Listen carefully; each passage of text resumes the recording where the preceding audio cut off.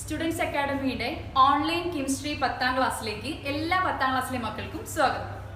അപ്പോൾ ഇന്ന് ടീച്ചറോട് വന്നിരിക്കുന്നത് എന്തിനാന്ന് വെച്ച് കഴിഞ്ഞാൽ 10ാം ക്ലാസ്സിലെ കെമിസ്ട്രി കുറച്ച് നിങ്ങൾക്ക് പറഞ്ഞു തരാനും അതിനെ നമുക്കൊരു ഒന്നാമത്തെ ചാപ്റ്റർ ഒക്കെ ഒന്ന് തുടങ്ങി വെക്കുന്നതിനും വേണ്ടിയിട്ടാണ്.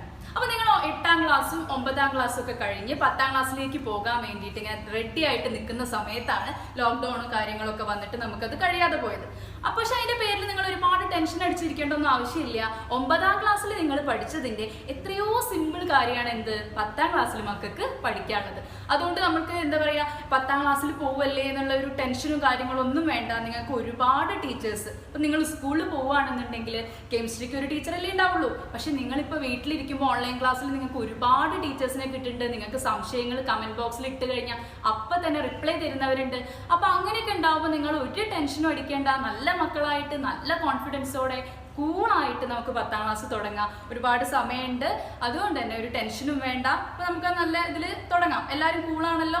ഒരു ഡീപ്പ് ബ്രീത്ത് ഒക്കെ എടുത്ത് നല്ല ഉഷാറായിട്ട് എല്ലാവരും ക്ലാസ്സിന് വേണ്ടി ഇരുന്നേ. പിന്നെ മക്കളെല്ലാവരും ഒരു പേപ്പറും ജസ്റ്റ് ഒരു പെന്നും എന്തെങ്കിലും ഒരു റഫ് പേപ്പറും ഒരു പെന്നും എടുത്തിട്ടിരിക്കും കേട്ടോ. അപ്പോൾ നമുക്ക് ചില കാര്യങ്ങളൊക്കെ പറയുന്ന സമയത്ത് എഴുതി വെക്കേണ്ടി വരികയാണെങ്കിൽ എഴുതി വെക്കാൻ വേണ്ടിയിട്ടാണ്. ഓക്കെ, അപ്പോൾ നമുക്ക് ജസ്റ്റ് ഒന്ന് തുടങ്ങാം. കെമിസ്ട്രീനെ കുറിച്ചൊരു എന്താ ഒരു ഇൻട്രൊഡക്ഷൻ മോഡൽ നമുക്ക് പറയാം. ഒരുപാടൊന്നും നമ്മളൊരു ക്ലാസ്സിൽ പറയില്ല, കുറച്ച് എടുക്കുള്ളൂ. മക്കൾക്ക് മനസ്സിലാവുന്ന രീതിയിൽ കുറച്ച് കാര്യങ്ങൾ മാത്രമേ പറയുള്ളൂ ടീച്ചർ. ഓക്കെ, തുടങ്ങാം. അപ്പോൾ നമുക്ക് 10ാം ക്ലാസ്സിലെ കെമിസ്ട്രി ക്ലാസ് ജസ്റ്റ് ഒന്ന് സ്റ്റാർട്ട് ചെയ്യാം. 10ാം ക്ലാസ്സിൽ ആകെ നിങ്ങൾക്ക് 7 ചാപ്റ്റേഴ്സ് ആണ് കെമിസ്ട്രിയിൽ പഠിക്കാനുള്ളത്. ഫസ്റ്റ് 4 ചാപ്റ്റേഴ്സ് പാർട്ട് 1ലും ബാക്കിയുള്ള 3 ചാപ്റ്റേഴ്സ് പാർട്ട് 2ലുമാണ് ഉള്ളത്. അപ്പൊ പാർട്ട് 1ലെ ഫസ്റ്റ് ചാപ്റ്റർ ആയ പീരിയോഡിക് ടേബിളും ഇലക്ട്രോൺ വിന്യാസവും അഥവാ periodic table and electronic configuration എന്നുള്ളൊരു ചാപ്റ്റർ ആണ് നമ്മൾ തുടങ്ങാൻ പോണത്. അപ്പൊ നിങ്ങൾക്ക് ഇത് കേൾക്കുമ്പോൾ തന്നെ ഭയങ്കര കൂളായിട്ട് തോന്നുന്നുണ്ട്. കാരണം എന്തുകൊണ്ടാ, മക്കൾ ആദ്യമേ കേട്ടതാണ് എന്ത് പീരിയോഡിക് ടേബിൾ എന്നുള്ളത് ആദ്യമേ അറിയുന്നതാണ്. അതുപോലെ തന്നെ അറിയുന്നതാണ് ഇലക്ട്രോൺ വിന്യാസം അഥവാ ഇലക്ട്രോണിക് കോൺഫിഗറേഷൻ അറിയുന്ന കാര്യമാണല്ലോ രണ്ടും. അതുകൊണ്ട് സംശയങ്ങളൊന്നുമില്ല. ഇനി നമ്മൾ അതിലെ പീരിയോഡിക് ടേബിൾ എന്താണെന്നാണ് പറയാൻ പോണത്. പീരിയോഡിക് ടേബിളിൽ എന്താണ് പീരിയോഡിക് ടേബിൾ എന്ന് പറഞ്ഞു കഴിഞ്ഞാൽ നമ്മൾ 8ാം ക്ലാസ്സിലും 9ാം ക്ലാസ്സിലും ഒക്കെ കേൾക്കുന്ന കാര്യമാണ് എന്ത് പീരിയോഡിക് ടേബിൾ, അല്ലെങ്കിൽ കാണുന്ന കാര്യമാണ് എന്ത് പീരിയോഡിക് ടേബിൾ എന്ന് പറയുന്നത്. അതായത് എലമെന്റ്സിനെയൊക്കെ നല്ല ഭംഗിയായിട്ട് ആറ്റോമിക് നമ്പറിന്റെ ക്രമത്തിൽ നല്ല അറേഞ്ച് ചെയ്ത് വെച്ചിരിക്കുന്ന ഒരു ബോക്സ് ആണ് അല്ലെങ്കിൽ ഒരു ടേബിൾ ആണ് എന്ത് പീരിയോഡിക് ടേബിൾ. ഈ പീരിയോഡിക് ടേബിൾ മാത്രമൊന്നല്ല, കുറേ ടേബിളുകളൊക്കെ വെൽ അറേഞ്ച്ഡ് ആണ്. എക്സാമ്പിൾ പറയുകയാണെങ്കിൽ നമ്മൾ ടൈം ടേബിൾ, ഇപ്പൊ സ്കൂളിലൊക്കെ നിങ്ങൾക്ക് ടൈം ടേബിൾ കിട്ടാറുണ്ട് അല്ലേ. ഈ ടൈം ടേബിളിന്റെ പ്രത്യേകത എന്താ, ഇന്ന് ഞാൻ തിങ്കളാഴ്ച ഫസ്റ്റ് അവർ എനിക്ക് കെമിസ്ട്രി ആണെന്നുണ്ടെങ്കിൽ ഈ വർഷം ഏത് തിങ്കളാഴ്ച ഫസ്റ്റ് അവർ കെമിസ്ട്രി തന്നെ ആയിരിക്കുമല്ലോ. അല്ലാതെ ഇപ്പോൾ വേറെ അവരൊരു മാത്സ് എടുക്കും ഫസ്റ്റ് അവർ, അത് കഴിഞ്ഞാൽ PT ഫസ്റ്റ് അവർ വരും, അങ്ങനെയാണോ ഉണ്ടാവാറ്? അല്ല, ഒരു വെൽ അറേഞ്ച്ഡ് ആയിട്ടുള്ള സിസ്റ്റമാണ് ആ ടൈം ടേബിളിൽ ഉണ്ടാവാറ് അല്ലേ. അവിടെ ടൈം ടേബിൾ സബ്ജക്റ്റ് ആണ്, ഇവിടെ എന്താ പീരിയോഡിക് ടേബിൾ എലമെന്റ്സ് ആണ്. അത്ര വ്യത്യാസമല്ലേ ഉള്ളൂ, സിമ്പിൾ അല്ലേ? അതെ. അപ്പോ ഈ പീരിയോഡിക് ടേബിളിലുള്ള എലമെന്റ്സിന്റെ മക്കൾ ആദ്യമേ പഠിച്ചിട്ടുണ്ട്. 8ാം ക്ലാസ്സിലും 9ാം ക്ലാസ്സിലും ഒക്കെ നിങ്ങൾക്ക് നിറയെ എലമെന്റ്സിനെ അറിയാം. ആ എലമെന്റ്സ് ഏതൊക്കെയാണ് എന്നാണ് നമ്മൾ അടുത്തതൊന്ന് ഫോക്കസ് ചെയ്യാൻ പോണത്.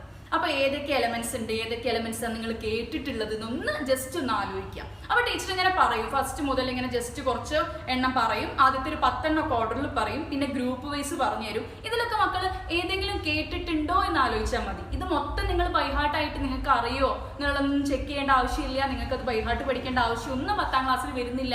അതുകൊണ്ട് മക്കൾ എന്ത് ചെയ്യുക, കൂളായിട്ട് ടീച്ചർ പറയുന്ന എലമെന്റ്സിനെയൊക്കെ എവിടെയെങ്കിലും കേട്ടിട്ടുണ്ടോ എന്ന് മാത്രം ആലോചിക്കുക. ടീച്ചറെ കൂടെ എന്ത് ചെയ്യുക, ജസ്റ്റ് ഒന്ന് പറയാൻ ശ്രമിക്കുക. ഇപ്പൊ എൻ്റെ ഒരു മെത്തേഡ് എന്താണെന്ന് വെച്ചാൽ നമ്മൾ എന്തെങ്കിലും ക്ലാസ് എടുക്കുന്ന സമയത്ത് ഞാൻ എന്തെങ്കിലും ഒരു ക്വസ്റ്റ്യൻ ചോദിക്കും. ഇപ്പൊ നിങ്ങൾ എൻ്റെ മുന്നിലൊന്നുമില്ല, പക്ഷെ നിങ്ങൾ എന്ത് ചെയ്യണം, ആൻസർ പറയാൻ ശ്രമിക്കണം. അത് നമ്മൾ ഈ ഡോറ കാണുന്ന പോലെ ഇനി 2, 3 അങ്ങനെയൊന്നും പറയേണ്ട ആവശ്യമൊന്നുമില്ല. എന്ത് ചെയ്താൽ മതി, ജസ്റ്റ് നിങ്ങളുടെ മനസ്സിലൊന്ന് പറഞ്ഞു. എല്ലാവരും പേടിപ്പിക്കേണ്ട ആവശ്യമൊന്നുമില്ല. ജസ്റ്റ് നിങ്ങളെല്ലാവരും കൂടിയിരിക്കുന്ന സമയത്ത് ജസ്റ്റ് എന്ത് ചെയ്യുക, നിങ്ങളുടെ മനസ്സിൽ തന്നെ ഉത്തരം പറയാൻ കിട്ടുന്നുണ്ടോ എന്നുള്ളൊരു സെൽഫ് ഇവാലുവേഷൻ നടത്തുക. അപ്പൊ നമുക്ക് ആ എലമെന്റ്സിന്റെ കാര്യത്തിലേക്ക് കടക്കാം. ഏതൊക്കെ എലമെന്റ്സ് ആണ് ഞാൻ പറയുന്നതിൽ നിങ്ങൾക്ക് ക്ലിയർ ആയിട്ട് മനസ്സിലാവുന്ന, അല്ലെങ്കിൽ എവിടെയെങ്കിലും കേട്ടിട്ടുണ്ടോ എന്നുള്ളത് മാത്രം എന്ത് ചെയ്താൽ മതി, ആലോചിച്ചാൽ മതി. ഫസ്റ്റ് എന്ന് പറയുന്ന എലമെന്റ് ഹൈഡ്രജൻ ആണ്. പിന്നെ helium, lithium, beryllium, boron, carbon, nitrogen, oxygen, fluorine and finally neon. അങ്ങനെ ഒരു 10 എലമെന്റിനാണ് ആറ്റോമിക് നമ്പറിന്റെ ബേസിൽ അറേഞ്ച് ചെയ്തിരിക്കുന്ന എലമെന്റ്സ് അല്ലെങ്കിൽ മൂലകങ്ങൾ. കേട്ടിട്ടുണ്ടല്ലോ, എലമെന്റ്സ് അല്ലെങ്കിൽ മൂലകങ്ങൾ. ഓക്കെ ആണല്ലോ. അപ്പൊ നമ്പറിന്റെ ക്രമത്തിൽ സമാന്തരമായിട്ട് അഥവാ ഹോറിസോണ്ടൽ ആയിട്ട് ആരെ അറേഞ്ച് ചെയ്ത് വെച്ചിട്ടുണ്ട്? എലമെന്റ്സിനെ അറേഞ്ച് ചെയ്ത് വെച്ചിട്ടുണ്ട്. അതുപോലെ ഗ്രൂപ്പ് വൈസ് ആയിട്ടും എലമെന്റ്സിനുണ്ട്. First group alkaline metals, alkaline earth metals. പിന്നെ നമ്മൾ ചെറിയൊരു പാർട്ടിനെ കട്ട് ചെയ്യുന്നുണ്ട്. അതെന്താ കാര്യം എന്നൊക്കെ നമ്മൾ ഓൾറെഡി പഠിച്ച കാര്യമാണ്. ഒന്നും കൂടി നമുക്ക് പിന്നെ പറയാം. ഓക്കെ, പിന്നെ നമ്മൾ ആ കുറച്ചെണ്ണം കട്ട് ചെയ്തതിനു ശേഷം പിന്നെ 13 മുതൽ 18 വരെയുള്ള ഗ്രൂപ്പിനാണ് ഇമ്പോർട്ടൻസ് കൊടുക്കുന്നത്. അപ്പൊ ഏതൊക്കെയാണ് ആ എലമെന്റ്സ് എന്ന് ജസ്റ്റ് ഞാൻ പറയാണ്, അറിഞ്ഞിരിക്കണം. പക്ഷെ ഇത് ബൈഹാർട്ട് ചെയ്യേണ്ട ആവശ്യമൊന്നും മക്കൾക്കില്ല. അപ്പൊ ജസ്റ്റ് ഒന്ന് പറയാം, ഒന്ന് അറിയുന്നുണ്ടോ നോക്കാം. അതിലെ ഫസ്റ്റ് ഗ്രൂപ്പിലെ എലമെന്റ്സ് എന്ന് പറഞ്ഞു കഴിഞ്ഞാൽ hydrogen, lithium, sodium, potassium, rubidium, caesium, francium. The second group contains beryllium, magnesium, calcium, strontium, barium, radium. And 13th group, that's a boron family. That boron family contain boron, aluminum, gallium, indium, thallium. Okay, next എന്ന് പറയുന്നത് carbon ഫാമിലിയാണ്. The carbon family contain carbon, silicon, germanium, tin, lead. കേട്ടിട്ടുണ്ടോ എന്ന് മാത്രം നോക്കിയാൽ മതി. ആ ഓർഡറും കാര്യങ്ങളൊന്നും മക്കൾ ബോധർ ചെയ്യണ്ട. ഓക്കെ, നെക്സ്റ്റ് ഫാമിലി ആണ് നൈട്രജൻ ഫാമിലിയാണ്. നൈട്രജൻ കുടുംബമാണ്. That nitrogen family contains nitrogen, phosphorus, arsenic, antimony, bismuth. Next one oxygen ഫാമിലിയാണ്, അല്ലെങ്കിൽ ഓക്സിജൻ കുടുംബമാണ്. അതിൽ ആരൊക്കെയുള്ളത്?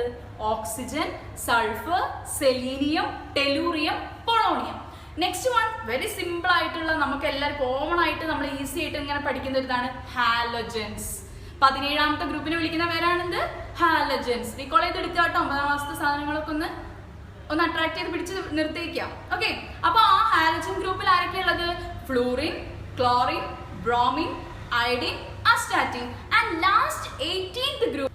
അപ്പൊ 18th ഗ്രൂപ്പ് അല്ലേ നമ്മൾ പറഞ്ഞത്? 18ാമത്തെ ഗ്രൂപ്പിൽ എത്ര എലിമെന്റ്സ് ഉണ്ട്? ഏതൊക്കെയാണെന്ന് നോക്കാം. Okay, helium, neon, argon, krypton, Zenon, റെഡോൺ. അപ്പൊ ഇത്രയും എലമെന്റ്സ്, ഇതിൽ കുറെ എലമെന്റ്സ് മക്കൾ കേട്ടിട്ടുണ്ടാവും, കുറെ എണ്ണം കേട്ടിട്ടുണ്ടാവില്ല. അപ്പൊ നിങ്ങൾ ഇങ്ങനെ വിചാരിക്കുകയാണ്, അപ്പൊ ഇത്രയും ഞങ്ങൾ പഠിക്കേണ്ട ആവശ്യമുണ്ടോ 10ാം ക്ലാസ്സിൽ നിന്ന്? ഇല്ല. എന്ത് ചെയ്യാം, നിങ്ങൾ ചില എലമെന്റ്സ് മാത്രം കേട്ടിട്ടുണ്ടോ എന്നുള്ളത് മാത്രം ആലോചിച്ചാൽ മതി. ഇത്രയും എലമെന്റ്സ് ഒന്നും നിങ്ങൾക്ക് പഠിക്കാനൊന്നുമില്ല. പക്ഷെ ചില എലമെന്റ്സ് നിങ്ങൾക്ക് അറിഞ്ഞിരിക്കണം. അത് ഏതൊക്കെയാണ് വേണ്ടത് നമുക്ക് വഴിയെ ചാപ്റ്ററിലായിട്ട് പറഞ്ഞു തരാം. ഓക്കെ, ഇപ്പൊ ഏതൊക്കെയുള്ളതെന്നൊരു ഐഡിയ കിട്ടി തോന്നുന്നു. ഇനി നമുക്ക് ജസ്റ്റ് ഒന്ന് ചാപ്റ്ററിന്റെ ഭാഗത്തേക്ക് 8ാം ക്ലാസ്സിനെയും 9ാം ക്ലാസ്സിനെയും കൂട്ടിയിട്ട് ഒരു ചെറിയൊരു ഇൻട്രോ തരാൻ പോവുകയാണ്. അപ്പോൾ എന്താണെന്നുള്ളത് നമുക്ക് നോക്കാം. ഫസ്റ്റ് നമ്മൾ പറയണത് എന്താ വെച്ചാൽ പീരിയോഡിക് ടേബിൾ. അത് നമ്മൾ മാറ്റി നിർത്തി, അതിനെക്കുറിച്ച് നമ്മൾ സംസാരിച്ചു കഴിഞ്ഞു. അടുത്തത് എന്ന് പറയുന്നത് എന്താണ്? ഇലക്ട്രോൺ വിന്യാസം അഥവാ ഇലക്ട്രോണിക് കോൺഫിഗറേഷൻ. എന്താണ്? Electronic configuration. ഓക്കെ, ആ ഇലക്ട്രോണിക് കോൺഫിഗറേഷൻ അല്ലെങ്കിൽ ഇലക്ട്രോൺ വിന്യാസം എന്ന് പറഞ്ഞാൽ എന്താണ്? നമ്മൾ പഠിച്ച കാര്യം 9ാം ക്ലാസ്സിൽ ആർക്കറിയാം?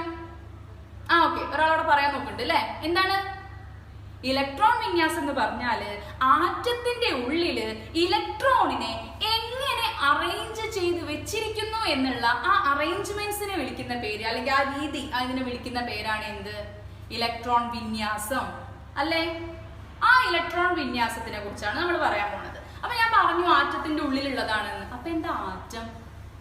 പോട്ടെ പിന്നിലേക്ക് പോട്ടെ, 8ാം ക്ലാസ് 9ാം ക്ലാസ്സിലേക്കൊക്കെ പോട്ടെ. എന്താണ് ആറ്റം? ആറ്റം കാണാൻ കഴിയാത്തതാണ്. നമ്മളൊരു ബോർ മാതൃക വെച്ചിട്ടാണ് ലാസ്റ്റ് 9ാം ക്ലാസ്സിൽ അവസാനിപ്പിച്ചത്. പ്ലം പുഡിംഗ് മോഡലൊക്കെ തണ്ണിമത്തം പോലെയാന്നൊക്കെ ജെ തോമസൺ പറഞ്ഞിരുന്നു.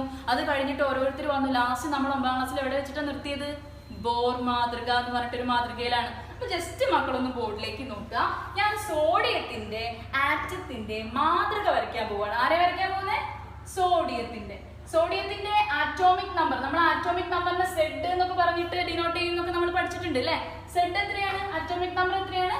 11 ആണ് സോഡിയത്തിന്റെ ആറ്റോമിക് നമ്പർ എന്ന് പറയുന്നത്. അപ്പൊ നമുക്ക് എന്താണ്? അതിന്റെ ഒരു മാതൃക വരയ്ക്കാൻ പോവാ കേട്ടോ. ബോർ മാതൃകയാണ് വരയ്ക്കാൻ. സെന്ററിൽ ഒരാളുണ്ട്. ആരാ?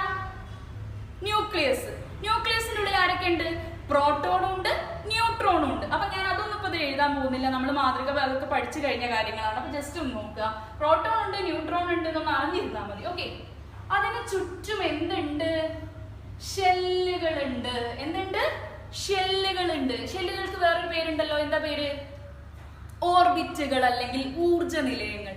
അല്ല, ഞാൻ ചോദിക്കട്ടെ, എന്താ ഈ ഊർജ നിലയങ്ങൾ എന്നൊക്കെ അല്ല നിലയങ്ങൾ എന്നൊക്കെ പറയാൻ കാരണം? ഷെല്ലിനെ എന്തെങ്കിലും ഒരു കാരണം ഉണ്ടായിരിക്കുമല്ലോ. എന്താന്ന് വെച്ചാല് ഇതിനൊക്കെ ഊർജത്തിന് അടിസ്ഥാനമാക്കിയിട്ടാണ് ഈ ഷെല്ല് ഇങ്ങനെ പോകുന്നത്. എന്ന് വെച്ചാൽ ഫസ്റ്റ് ഷെല്ലിനേക്കാൾ ഊർജം കൂടുതലായിരിക്കും എന്തിന്? സെക്കൻഡ് ഷെല്ലിന്. സെക്കൻഡ് ഷെല്ലിനേക്കാൾ ഊർജം കൂടുതലായിരിക്കും എന്തിന്? തേർഡ് ഷെല്ലിന്. കൺഫ്യൂഷൻ ആയോ? ഓരോന്നും ഷെല്ലുകൾ പോകുന്തോറും ആദ്യത്തെ ഷെല്ലിന് എനർജി കുറവായിരിക്കും, പിന്നെയൊക്കെ കൂടി കൂടി കൂടി എനർജി വരും. പക്ഷേ ഈ ന്യൂക്ലിയസിന്, ഈ സെന്റർ പോർഷന് ആരോടായിരിക്കും ആകർഷണം കൂടുതൽ? ഏറ്റവും അടുത്തുള്ളവരോടല്ലേ ആകർഷണം കൂടുതൽ ഉണ്ടാവുക. കൺഫ്യൂഷൻ ആയില്ലേ? നമുക്ക് വേണ്ട, ഇതൊന്നും പോട്ടെ, ഇലക്ട്രോൺ, പ്രോട്ടോൺ, ന്യൂട്രോൺ ഒക്കെ പോട്ടെ. നമുക്ക് സാധാരണ നമ്മുടെ സ്കൂളിന്റെ ഒരു അറ്റ്മോസ്ഫിയറിലേക്ക് പോവാം. നമ്മളൊരു സ്കൂളിൽ ഓഡിറ്റോറിയത്തിൽ നിങ്ങൾക്കൊരു സെമിനാർ നടക്കുക എന്ന് വിചാരിച്ചു. അപ്പൊ അതിന്റെ സ്റ്റേജിൽ നിങ്ങളെ ഹെഡ് മാഷ് ഇരിക്കുന്നുണ്ട്, നിങ്ങളെ പേടിപ്പെടുത്തുന്ന കുറച്ച് ടീച്ചേഴ്സ് ഇരിക്കുന്നുണ്ട്, പിന്നെ നിങ്ങളെ എന്താ ലീഡറും കാര്യങ്ങളും ഒക്കെ ആ സ്റ്റേജിൽ അങ്ങനെ നിറഞ്ഞ് ഇരിക്കുന്നുണ്ട്.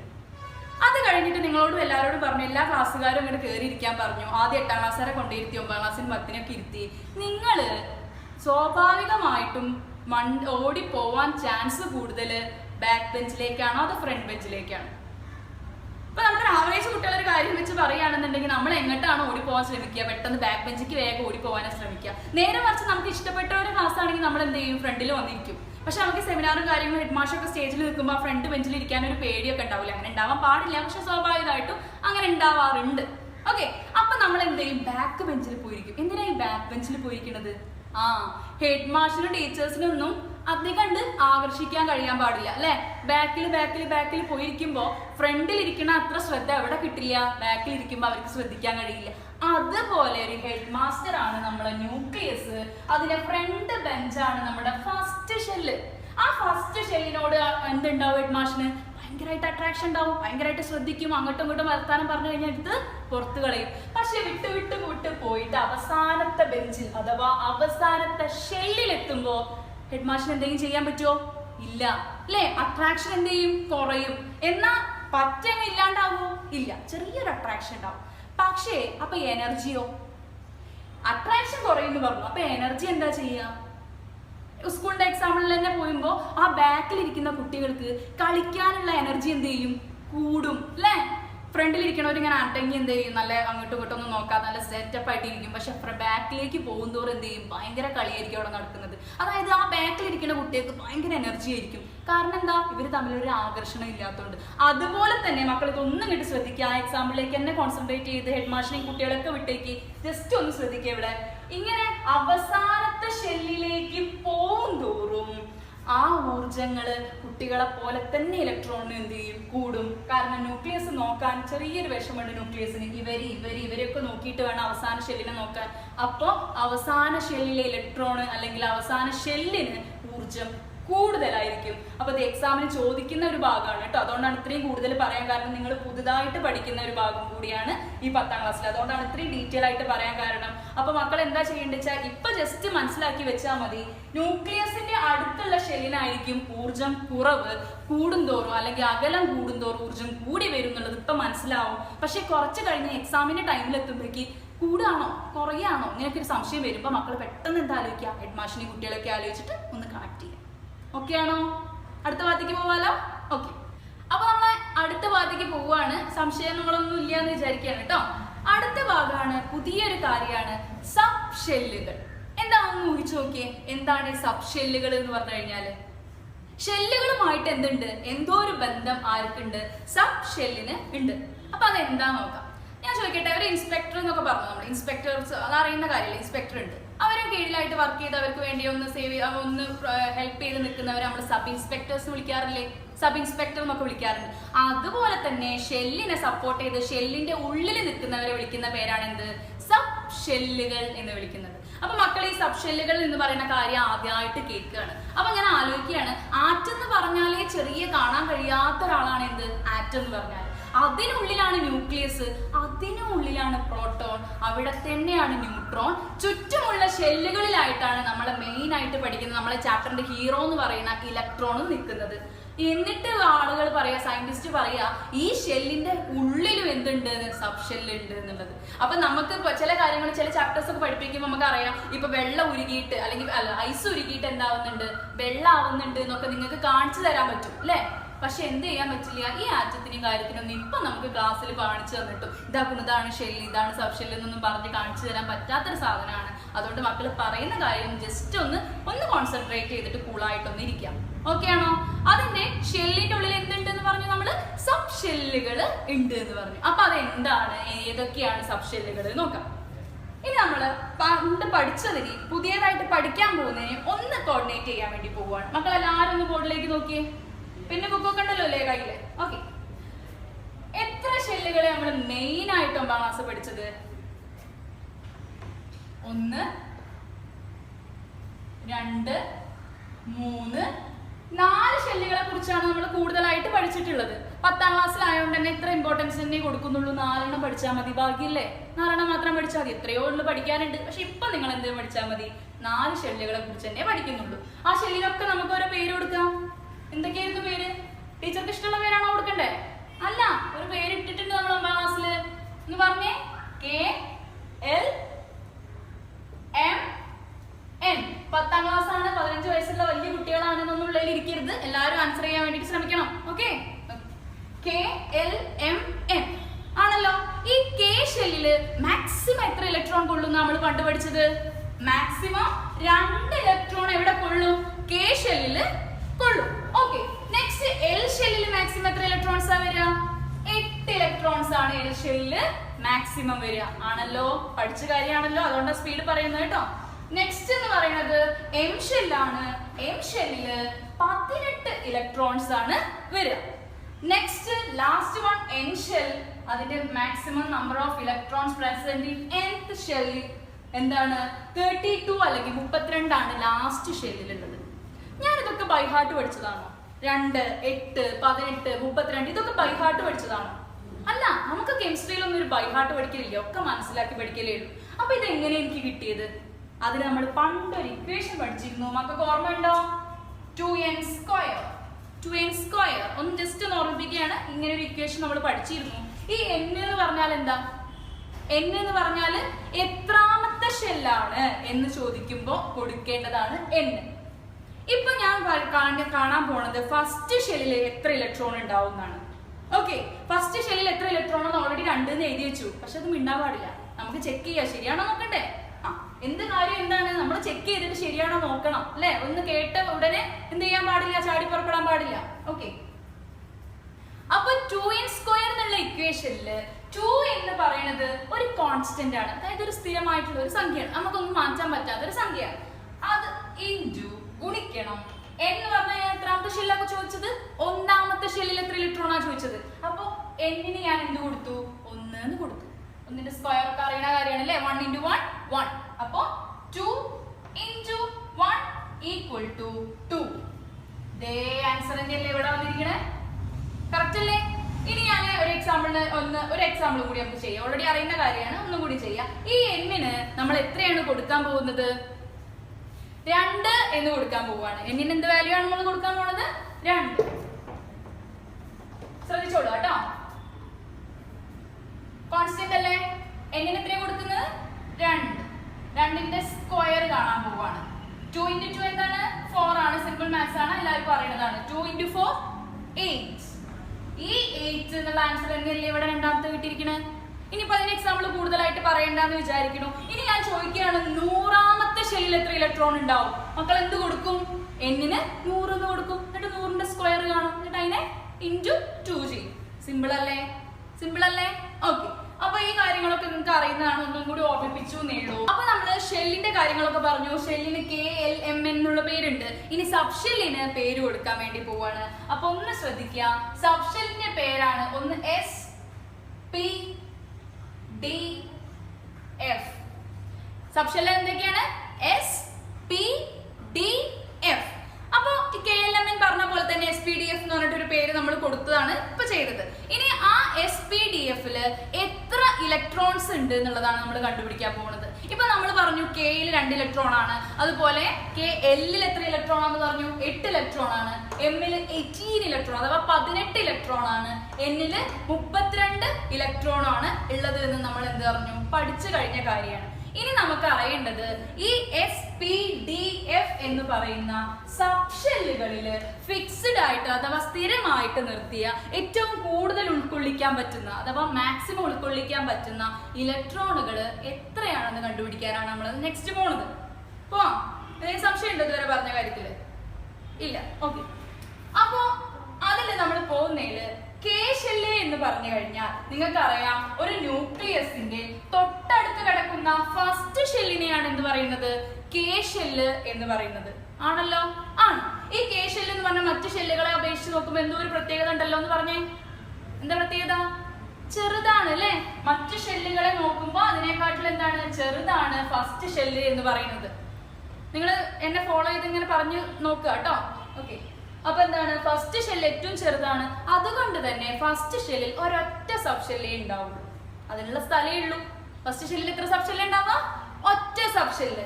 ആ സബ് ഷെല്ലിന്റെ പേരാണ് നമ്മൾ നേരത്തെ പറഞ്ഞ എസ്. ക്ലിയർ ആയിട്ടില്ലെങ്കിൽ നെക്സ്റ്റ് എക്സാമ്പിൾ പറയുമ്പോൾ ഒന്നും കൂടി മനസ്സിലാവും. ഇനി രണ്ടാമത്തെ ഷെല്ലിൽ എത്ര സബ് ഷെല്ല് ഉണ്ടാവും എന്നാണ് നോക്കാൻ പോകുന്നത്. രണ്ടാമത്തെ ഷെല്ലിൽ ഉണ്ടാവുന്ന സബ് ഷെല്ലാണ് ഒന്ന് എസും അടുത്തത് പിയും. ആദ്യത്തെ ഷെല്ലിൽ എത്ര സബ് ഷെല്ല്? ഒരു സബ് ഷെല്ല്. രണ്ടാമത്തെ ഷെല്ലില് രണ്ട് സബ് ഷെല്ല്. അപ്പൊ ഞാൻ ചോദിക്കട്ടെ, മൂന്നാമത്തെ ഷെല്ലിൽ എത്ര ഉണ്ടാവും? ഒന്നാമത്തെ ഷെല്ലിൽ ഒരു സബ് ഷെല്ല്, രണ്ടാമത്തേല് രണ്ട് സബ് ഷെല്ല്. അപ്പൊ മൂന്നാമത്തേല് സിമ്പിൾ ആണല്ലേ? എല്ലാവരും ഇത്ര വിളിച്ചു പറയുന്നുണ്ട്. എന്താണ്? 3 സബ് ഷെല്ല് ഉണ്ടായിരിക്കും. Very good. 3 സബ് ഷെല്ല് ഉണ്ടാവും. ആ 3 സബ് ഷെല്ലാണ് എസ്, പി, ഡി. ഇവിടെയൊക്കെ ഓരോ ഇതുണ്ട് കേട്ടോ, അല്ലാതും കൂടി ഒന്നും വിചാരിക്കരുത്. എസ്, പി, ഡി എത്ര ഉണ്ട്? 3 സബ് ഷെല്ലുകൾ ഉണ്ട്. അപ്പൊ നാലാമത്തെ ഷെല്ലിന് എത്ര ഉണ്ടാവും? 4 സബ് ഷെല്ല്. ആ ഒരു ഓർഡറിലേ പോകുന്നേ. 4 സബ് ഷെല്ല്. അതാണ് ഒന്ന് S, P, D, F. S, P, D, F. മനസ്സിലായോ? അപ്പൊ ഷെല്ലുകളെ പേരാണ് കെ, എൽ, എം, എൻ. അത് കഴിഞ്ഞിട്ടുള്ള സബ് ഷെല്ലിന്റെ പേരാണ് എസ്, പി, ഡി, എഫ്. അപ്പൊ നിങ്ങളിപ്പോ മനസ്സിലൊരു സംശയം ഉണ്ടാവും, അല്ല ടീച്ചറെ ഈ എസ് എന്ന് പറയുന്നത് രണ്ടിലും ഇവിടെ കിടക്കുന്നുണ്ട്, കെയിലും കിടക്കുന്നുണ്ട്, ആ എസ് തന്നെ എല്ലിലും കിടക്കുന്നുണ്ട് എന്ന്. അപ്പൊ എങ്ങനെ ഞങ്ങൾ വേർതിരിച്ചറിയാം? എവിടെയെങ്കിലും ഒരു എസിന്റെ ഇലക്ട്രോണിന്റെ എണ്ണം പറയുമ്പോൾ അത് എൽ ആണോ, എം ആണോ, കെ ആണോ എന്നൊക്കെ എങ്ങനെ ഞങ്ങൾ മനസ്സിലാക്കുക? ഇങ്ങനെ ഒരു സംശയം മക്കളെ മനസ്സിലുണ്ടാവും എന്നുണ്ടാവണം. അപ്പൊ അതിനുള്ള ഒരു ഉത്തരാണ് ഞാൻ തരാൻ പോകുന്നത്. നമുക്ക് വീണ്ടും നമ്മൾ സ്കൂളിലേക്ക് തന്നെ പോവാം അല്ലെ? സ്കൂളിൽ പോകുന്ന സമയത്ത് നമ്മളൊരു സ്കൂൾ എന്ന് പറയുന്നതിന്റെ ഉള്ളിലുള്ളതാണ് എന്ത്? 8ാം ക്ലാസ്, 9ാം ക്ലാസ്, 10ാം ക്ലാസ് ആണല്ലോ. സ്കൂളിൽ കാണുന്നതല്ലേ 8ാം ക്ലാസ്സും 9ാം ക്ലാസ്സും 10ാം ക്ലാസ്സും. ഇതിന്റെ ഉള്ളിലുള്ള അഥവാ ഇതിനെ വീണ്ടും നമ്മൾ വേർതിരിക്കുകയാണെന്നുണ്ടെങ്കിൽ 8A, 8B, 8C എന്നൊക്കെ പറഞ്ഞിട്ട് മാറുന്നില്ലേ? അതുപോലെ തന്നെ അവിടെ എന്തുണ്ട്? 9A, 9B, 9C എന്നൊക്കെ ഉണ്ട്. അപ്പൊ നിങ്ങൾ പറയാണ് 8ൽ A ക്ലാസ് ഉണ്ടായില്ലേ, ഇനി 9ൽ A ക്ലാസ് ഉണ്ടാവാൻ പാടില്ല എന്ന് പറയാൻ പറ്റുമോ? ഇല്ല. അതുപോലെ തന്നെയാണ് എന്ത്? കെ ഷെല്ലിലും എസ് ഉണ്ട്, അതുപോലെ എൽ ഷെല്ലിലും എസ് ഉണ്ട്. പക്ഷെ ആള് വ്യത്യാസം ഉണ്ട്. എങ്ങനെയാ? കെ ഷെല്ലില് 1ാമത്തെ ഷെല്ലിലാണ് എസ്, ഇവിടെയോ 2ാമത്തെ ഷെല്ലിലാണ് എസ്. കുഴപ്പമുണ്ടോ? ഒരു കുഴപ്പമില്ല അല്ലെ? അത് കഴിഞ്ഞിട്ട് ഇവിടെ 2 SP വന്നു, അതേ എസും പിയും ഇവിടെയും വന്നു, അതിന്റെ കൂടെ ഒരു ഡി സബ് ഷെല്ലും കൂടി വന്നു. അതുപോലെ SPDF എന്ന് പറഞ്ഞിട്ട് ലാസ്റ്റ് 4ാമത്തെ ഷെല്ലിലും SPDF ആയിട്ട് നിറഞ്ഞു. ഇനി നമ്മൾ നോക്കാൻ പോണത് മാക്സിമം ഇതില്, അതായത് കൂടുതലായിട്ട് ഇതിൽ എങ്ങനെയാണ് ഇലക്ട്രോണുകൾ നിൽക്കുന്നത്, എത്ര ഇലക്ട്രോണുകളാണ് എസിലും പിയിലും ഡിയിലും എഫിലും ഉള്ളതാണ് നമ്മൾ കാണാൻ പോകുന്നത്. അത് നമ്മൾ നേരത്തെ പറഞ്ഞ പോലെ ഒരു 2n² എന്ന് പറയുന്ന ഒരു ഇക്വേഷൻ ഒന്നുമില്ല, ജസ്റ്റ് നിങ്ങൾ തന്നെ പറയും. ഇനി നിങ്ങളാണ് പറയുന്നത് കേട്ടോ, ഇനി ഞാൻ പഠിപ്പിക്കുകയല്ല, മക്കൾ എന്നോട് പറഞ്ഞു തരണം. ഓക്കെ, തുടങ്ങാം. ഞാൻ ചോദിക്കുകയാണ്, ഈ കെ ഷെല്ലില് ആകെ എത്ര ഇലക്ട്രോൺസ് ഉണ്ട് എന്ന് നോക്കിയേ. 2 ഇലക്ട്രോൺ ആണല്ലോ. അതിലാകെ എത്ര സബ് ഷെല്ലേ ഉള്ളൂ? ഒരു സബ് ഷെല്ലേ ഉള്ളൂ ഉള്ളില്. അപ്പോ ആ എസിന് മാക്സിമം ഈ 2നെ മാത്രമല്ലേ ഉൾക്കൊള്ളിക്കാൻ പറ്റുള്ളൂ. ആകെ 2 ഇലക്ട്രോണേ ഉള്ളൂ, ആകെ ഒരു സബ് ഷെല്ലേ ഉള്ളൂ. അപ്പൊ ഈ കേക്ക് എന്ത് ചെയ്യേണ്ടി വരും? ഈ സബ് ഷെല്ലിന് തന്നെ കംപ്ലീറ്റ് ആ 2നെയും കൊടുക്കേണ്ടി വരും. ഓക്കെ ആണല്ലോ? ഇവിടേക്ക് എത്തുമ്പോഴും എസ് തന്നെയാണ്, അതിലൊരു വ്യത്യാസവും ഇല്ല, അതിന്റെ ഊർജ്ജ നിലയ്ക്ക് ഒന്നും ഒരു വ്യത്യാസവും ഇല്ല. അപ്പോ ഇവിടെ എത്തുമ്പോഴും എസ് എത്രണ്ണേ ചെയ്യുള്ളൂ? ആരെന്ത് പറഞ്ഞാലും എസ് 2 എടുക്കുള്ളൂ. 2 എടുക്കുള്ളൂ എന്ന് പറഞ്ഞാൽ ഒന്ന് കൊടുത്തെടുക്കില്ല. ഇപ്പൊ നമ്മൾ പറയാണ്, പിന്നെ ഞാനിപ്പോ ഒരു വെള്ളം കോരിയൊക്കെ വരികയാണെന്നുണ്ടെങ്കിൽ 2 ബക്കറ്റ് വെള്ളം എടുക്കുള്ളൂ എന്ന് പറഞ്ഞു കഴിഞ്ഞാൽ 1 ബക്കറ്റ് കൊണ്ടുപോയിക്കോന്ന് പറഞ്ഞാൽ ഞാൻ കേൾക്കുമല്ലോ? ഇല്ല 2 ഉണ്ടെങ്കിലേ ഞാൻ കൊണ്ടുപോകുള്ളൂ പറയുമോ? പക്ഷെ 3ാമത്തെ ഒന്ന് എടുക്കാൻ പറയുമ്പോൾ എന്ത് പറയും? പറ്റൂല, വേറെ ആളെ വിളിക്കാൻ പറയും. അതല്ലേ ചെയ്യാറ് നമ്മള്? 2 നമ്മൾ മാക്സിമം കൊണ്ടുവരാ. ഓക്കെ, 4, 5 ഒക്കെ എടുക്കുന്നവരുണ്ട് അല്ലേ? ഓക്കെ, ഞാൻ സാധാരണ ഉള്ള ആളുകളെ കുറിച്ചാണ് പറയുന്നത് കേട്ടോ. ഓക്കെ, അപ്പൊ എന്താണ്? എസും പിയും ആണ്. അപ്പൊ ടോട്ടല് 8 ഇലക്ട്രോൺ അല്ലേ ഇവർക്കുള്ളത്? ഇതൊരാളാണ്, ആർക്ക് എന്തുണ്ട്? 8 എന്തെങ്കിലും മിഠായി എന്തെങ്കിലും ആയിക്കോട്ടെ, 8 ഉണ്ട്. അതിൽ പിന്നെ ഈ എസ് ബ്ലോക്കിന് അല്ലെങ്കിൽ എസ് സബ് ഷെല്ലിന് കൊടുത്തപ്പോ എസ് പറഞ്ഞു എനിക്ക് 2 മതി എന്ന് പറഞ്ഞു. ബാക്കി ആർക്ക് കൊടുക്കേണ്ടി വരുമല്ലേ? പിക്ക് കൊടുക്കേണ്ടി വരും. നമുക്ക് വേഗം മാത്സ് ആലോചിച്ചോ. 8 × 2 എത്രയാ? 6 ആണല്ലോ. അപ്പൊ പിയില് മാക്സിമം എത്രയാ കൊള്ളുക? 6 എണ്ണാണ് കൊള്ളുക. നെക്സ്റ്റ് പോവാം. ഓക്കെ, അതും കൂടി പറയുമ്പോ ഓക്കെ ആവും. അടുത്തത് എസ് ആരെന്ന് പറഞ്ഞാൽ എത്ര കൊള്ളുള്ളൂ നമ്മളെ? 2. അടുത്തത് പി എത്രയാണ്? ഓക്യുപൈ ചെയ്യാ. പിയിൽ എത്ര എണ്ണ കൊള്ളുക? മാക്സിമം എത്ര എണ്ണ കിട്ടുക? 6 ആണ്. അത് എഴുതുന്ന ക്ലിയർ ആണല്ലോ അല്ലെ? എന്തെങ്കിലും സംശയം ഉണ്ടെങ്കിൽ കമന്റ് ബോക്സിൽ ഇടുക കേട്ടോ. അപ്പൊ ക്ലിയർ ചെയ്ത് തരാം. മൂന്നാമത്തത് ഡി സബ്ഷെല്ലിന് എത്രയാന്നുള്ളത് നമുക്ക് അറിയില്ല. ഇത് ഓൾറെഡി 6, 2, 6 എന്നൊക്കെ ഇവിടെ നോക്കി നമ്മൾ എഴുതി വെച്ചു. പക്ഷെ മൂന്നാമത്തേൽ എങ്ങനെയാ കൊള്ളുക? മൂന്നാമത്തെ ആൾക്ക് 18 ഇലക്ട്രോൺസ് ഉള്ളത്. ഇതൊക്കെ എന്താ? ഇലക്ട്രോണിന്റെ എണ്ണല്ലേ? ഓക്കെ, മറന്നു വരുത് കേട്ടാ. ഇതൊക്കെ ഇലക്ട്രോൺ ആണ്. 18 ഇലക്ട്രോണില് 2 ഇലക്ട്രോൺ പറഞ്ഞു എസ് എനിക്ക് 2 എണ്ണേ പറ്റുള്ളൂ എന്ന് പറഞ്ഞു. അടുത്ത ആള് പറഞ്ഞു എനിക്ക് എത്രണ്ണേ പറ്റുള്ളൂ? 6 എണ്ണേ പറ്റുള്ളൂ. അപ്പൊ 2 + 6 2ഉം 6ഉം കൂട്ടി എത്രയായി? 8 എണ്ണായി. പക്ഷെ ഇവിടെ 18 എണ്ണം ഉണ്ട്. അപ്പൊ 18 ന്ന് 8 പോയാല് 10. പറയുന്നത് മനസ്സിലാവുന്നുണ്ടോ? നമുക്ക് സിമ്പിൾ ആയിട്ടുള്ള മാത്സ് അല്ലേ പറയുന്നേ. ഓക്കെ, 2, 6, 10 മൂന്നും കൂടി കൂട്ടുമ്പോ എത്ര കിട്ടുന്നുണ്ട്? 18 എന്നിട്ടുള്ള ഒരു ആൻസർ കിട്ടുന്നുണ്ട്. അടുത്ത ഷെല്ല് അല്ലെങ്കിൽ അടുത്ത സബ് ഷെല്ലിനെ കുറിച്ച് നമ്മൾ പറയാണ്. എന്താണ്? SPDF ആണ് അടുത്ത സബ് ഷെല്ലുകൾ അല്ലേ? അപ്പൊ നമുക്ക് ഓൾറെഡി അറിയാം. വേഗം ഇവിടുന്ന് നോക്കിക്കോ. ആ പേപ്പറിൽ നിങ്ങൾ എഴുതി വെക്കുന്നുണ്ട് ഈ കാര്യങ്ങളൊക്കെ. ഓക്കെ, അപ്പൊ എന്താ ഈ നോക്കുന്ന സമയത്ത് എസ് ആര് പറഞ്ഞാലും എത്ര വാങ്ങുള്ളൂ മക്കളെ? 2. പി എത്രണ്ണേ വാങ്ങിക്കുള്ളൂ? 6. ഡി എത്രണ്ണ വാങ്ങിക്കുക? 10. ഇതിനോട് സ്ഥലം ഞാൻ താഴത്തേക്ക് എഴുതാണ് കേട്ടോ. ഓക്കെ, അപ്പൊ 2ഉം 6ഉം 10ഉം ഒരു സംശയമില്ല. അവിടത്തെ നോക്കിയിട്ട് നമ്മൾ എഴുതി. 2ഉം 6ഉം 10ഉം എത്രയാ? 18 ആണ്. 18ന്റെ കൂടെ എത്ര കൂട്ടിയാലാണ് 32 കിട്ടുക? 32 - 18. എത്ര ആൻസർ എത്രയാ മക്കളെ? ഒന്ന് നോക്കി നോക്കിട്ടോ നിങ്ങൾ കൂടെ തന്നെ. ഞാൻ പറയുന്നതൊക്കെ ശരിയാണെന്നൊന്നുമില്ലല്ലോ. ഒന്ന് നോക്കി നോക്കൂ കേട്ടോ. എത്രയാണ്? 14 ആണ് ആൻസർ കിട്ടുക. അപ്പോ എസില് മാക്സിമം കൊള്ളുന്ന ഇലക്ട്രോൺ 2 ആണ്, പിയില് 6 ആണ്, ഡിയില് 10 ആണ്, എഫില് 14 ആണ്. കിട്ടിയോ? ഓക്കെ ആണോ? എന്തെങ്കിലും സംശയം ഉണ്ടോ? അപ്പൊ ഇത്രയും കാര്യങ്ങൾ മക്കൾക്ക് ക്ലിയർ ആണെന്ന് വിചാരിക്കുന്നു. അപ്പൊ എന്തെങ്കിലും സംശയം ഉണ്ടെങ്കിൽ നിങ്ങൾ കമന്റ് ബോക്സിൽ ഇടുക. അപ്പൊ ടീച്ചർ അതിന്റെ ആൻസർ പറഞ്ഞു തരുന്നതായിരിക്കും. അപ്പൊ നമ്മൾ ഒന്ന് വൈൻഡപ്പ് ചെയ്യാണ് ഇന്നത്തെ ക്ലാസ്. ഇത്ര മതി. എല്ലാ ദിവസവും നമുക്ക് കുറച്ച് പഠിച്ചാൽ മതി. ലോക്ക്ഡൌൺ ആണ്, നിങ്ങൾക്ക് കളിക്കണം. അതിന്റെ ഇടയിലാണ് നിങ്ങൾ എന്ത് ചെയ്യുന്നത്? കൂളായിട്ട് ഇതും കൂടി ഒന്ന് കേട്ട് ഒന്ന് സിസ്റ്റമാറ്റിക്കലി ഒന്ന് ഫോളോ ചെയ്തിട്ട് പോവാം. ഓക്കെ ആണല്ലോ? അപ്പൊ നമുക്ക് വൈൻഡപ്പ് ചെയ്യാം. ഓക്കെ, ഫസ്റ്റ് നമ്മൾ എന്താണ് ഈ ചാപ്റ്ററിന്റെ പേര് പറഞ്ഞത്? പീരിയോഡിക് ടേബിളും ഇലക്ട്രോൺ വിന്യാസം അഥവാ periodic table and electronic configuration. ആ ചാപ്റ്ററിൽ നമ്മൾ എന്താണ് പീരിയോഡിക് ടേബിൾ എന്ന് പറഞ്ഞു. അതിൽ ഒരുപാട് എലമെന്റ്സ് ഉണ്ട് എന്ന് പറഞ്ഞു. ആ എലമെന്റ്സിനെ ഒക്കെ ഒന്ന് ഓർത്തെടുത്തു. അത് കഴിഞ്ഞിട്ട് നമ്മൾ എന്തിലേക്ക് പോയി? ഇലക്ട്രോൺ വിന്യാസത്തിലേക്ക് പോയി. ഇലക്ട്രോൺ വിന്യാസം KLM എന്ന് പറഞ്ഞിട്ട് ഷെല്ലുകൾ ഉണ്ട് എന്ന് പഠിച്ചു. അതിൽ എങ്ങനെയാണ് ഇലക്ട്രോൺ വിന്യസിച്ചിരിക്കുന്നത് എന്ന് പഠിച്ചു. അത് കഴിഞ്ഞ് പുതിയൊരു കാര്യത്തിലേക്ക് പോയി. എന്താണത്? സബ് ഷെൽ എന്ന് പറയുന്ന പുതിയൊരു കാര്യത്തിലേക്ക് നമ്മൾ കടന്നു. Sub ഷെല്ലുകളാണ് SPDF. ക്ലിയർ ആണല്ലോ? ആ എസില് മാക്സിമം 2 ഇലക്ട്രോൺ ആണ്, പിയില് 6 ഇലക്ട്രോൺ ആണ്, ഡിയില് 10 ഇലക്ട്രോൺ ആണ് അല്ലെ? എഫിലോ 14 ഇലക്ട്രോൺ ആണ്. അപ്പൊ ഇത്രയും കാര്യങ്ങളൊക്കെ നമ്മൾ ഈ ക്ലാസ്സിൽ പറഞ്ഞിട്ടുള്ളൂ. എല്ലാം ക്ലിയർ ആണെന്നുള്ള വിചാരിക്കുന്നത്. അപ്പൊ സംശയമൊക്കെ ഉണ്ടെങ്കിൽ വീണ്ടും പറയാണ് കമന്റ് ബോക്സിൽ. നിങ്ങൾ തീർച്ചയായിട്ടും ഇടണം, അതിന് ആൻസർ തരുന്നതായിരിക്കും. അപ്പൊ എല്ലാം ക്ലിയർ ആണെന്ന് വിചാരിച്ചിട്ട് ഇപ്പൊ ഇന്നത്തെ ക്ലാസ് നിർത്തുകയാണ്. ബാക്കി നമുക്ക് അടുത്ത ക്ലാസ്സിൽ പാർട്ട് 2 കാണാം. അപ്പൊ എല്ലാവരും ഫോളോ ചെയ്യണം കേട്ടോ.